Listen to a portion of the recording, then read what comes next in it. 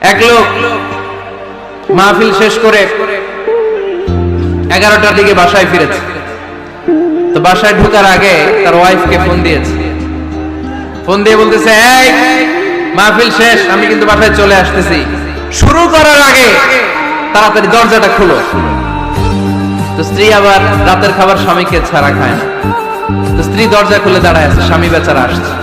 আসার পরে স্ত্রীকে বলতেছে, এই শুরু করার আগে রাতের খাবার দিয়ে দাও, খেয়ে নেই।